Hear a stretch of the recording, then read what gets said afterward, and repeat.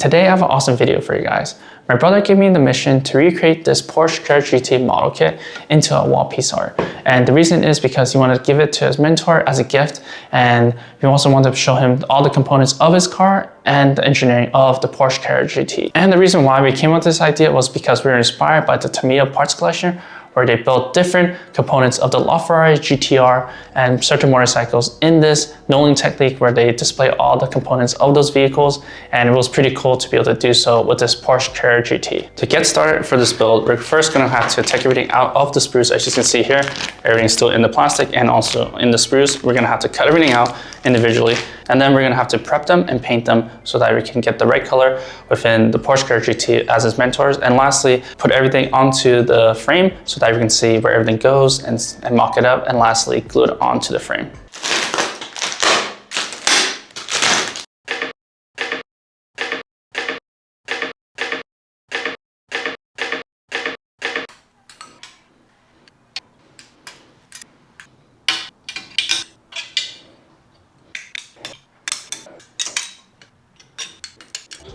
So I went ahead and cut everything out from the spruce and gates. As you can see, there's different colors. So the body is silver, we got the bottom was matte black, silver for interior. So we're gonna change that to tan color. We have some of the exhaust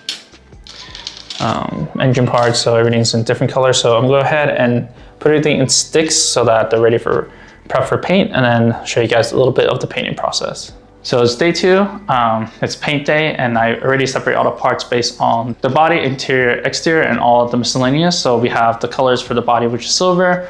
For most of the engine parts and components, mostly going to be aluminum. And we have the miscellaneous parts, which includes the undercarriage, various parts that includes in the engine, also around the body, which is mostly black. And then of course the brake pads are going to be yellow.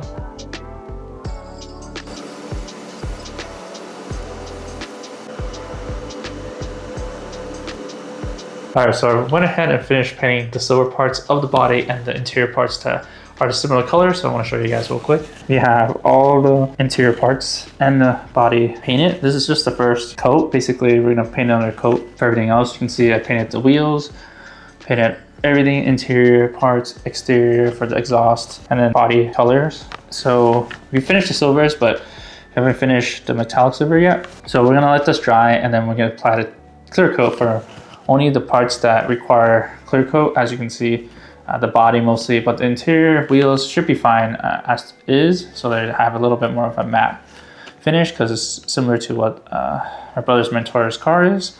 But these are done. So I'm gonna take a break, and we're gonna start on the aluminum side of the engine components and everything else. So I'm gonna go ahead and do that in a bit. So before I show you guys all the parts that are finally painted, I'm gonna show you guys my setup, because it's crazy because this is so I'm in a garage, so I had to do a DIY setup for this paint booth so I can have everything painted and also be kind of organized, but at the same time there's like huge chaos because there's so many different paints and so many things going on. So I'm gonna show you guys real quick. So here are all the parts. You can tell I got the Ascot brown I was talking about earlier. We got the wheels. We got 2 different color wheels. I didn't know that it came with red hubcaps, and also, they're not hubcaps, that's the red nuts basically, and also blue nuts for the right side or left side. So that's crazy. And here is the Ascot brown that I did. That I finally figured out how to do that one, and all these engine components and everything like that. Here's the 2-tone seats. Oh no, I need to fix that, but this is what it looks like. It's supposed to look like this with the parts. And then here's the body right here. Not sure if you can tell the glossiness on the camera, but it is pretty shiny from what I can tell, but I don't know if you can tell on camera. So let me know if you guys can see that. So everything's kind of painted. So this table is like where all the paint stuff is. Finally got the windshield. So the windshield has some painting on the back so it can have that look with the borders. And then the engine components. And then I'm pretty proud about having, you know, the spark plugs. What are these called? The stuff that ignites the spark plugs, basically having them detailed.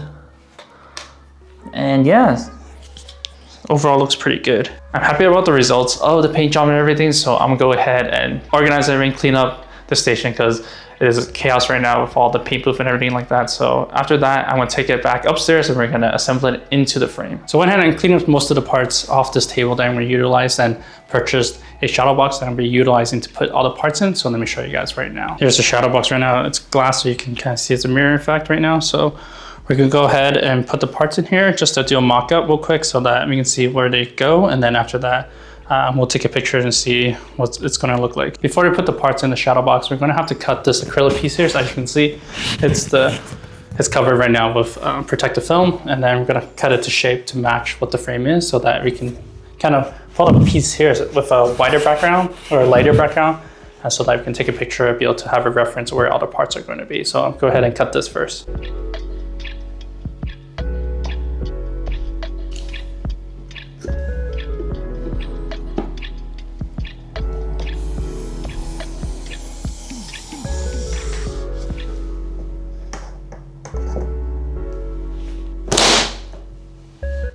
All right, so as you can see, went ahead and cut them into shape. So this is by 20 by 20, same as the frame. So we're gonna go ahead and see if this fits. Oh yeah, fits like a glove, look at that. So I'm gonna go ahead and lay out the pieces right now. So you're gonna see where we're gonna put everything and then take a quick picture so that we can kind of print out a template so I can put all the pieces and then be able to see through the glass.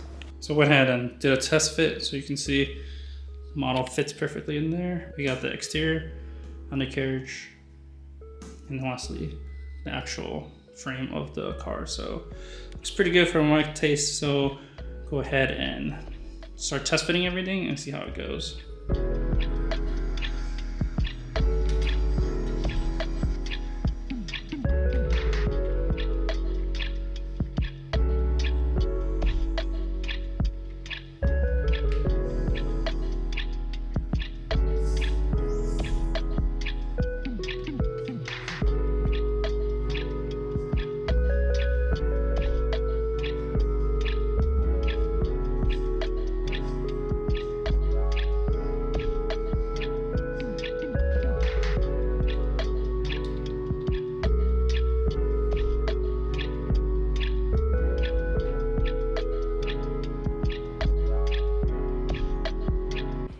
Alright, so I finally finished, set everything up to be aligned for the parts. So here, I'm going to show you guys real quick. As you guys see, everything is lined up. So went ahead and took a picture, and then after that, we're going to go ahead and remove the protective film from the acrylic and then glue everything together for the last assembly, because this took me like a couple hours overnight to be able to figure this out, but this is what I have. I'll show you guys. So as you can see, this is what the layout I'm doing.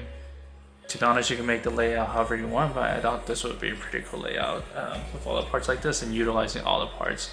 But there are some parts you had to like combine to make everything fit, but overall, I think this turned out pretty good. So go ahead and glue everything on the frame and show you guys the final end results. All right guys, so I did a quick mock-up with the glass on top. Dude, look at that, it looks so awesome. This is not the final product, but that's so cool. Just seeing it in the frame just makes you like just want to stare at it so long. So I'll go ahead and just finish it. But yeah, I'm super glad I did this project because it's pretty cool.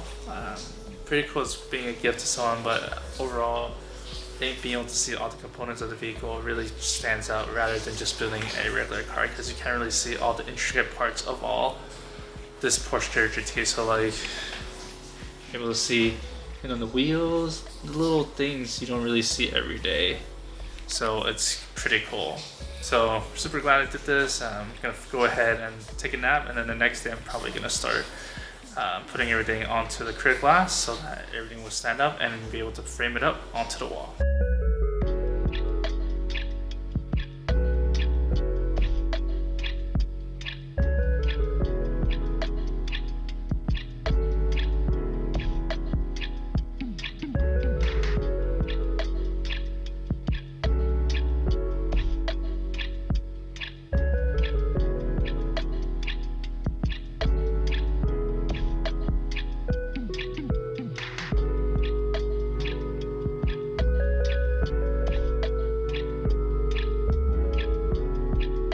So that, guys, here is the finished product, and that is this big old frame of the Porsche Carrera GT. As you can see, everything is done by section with the knolling technique, so which is pretty cool.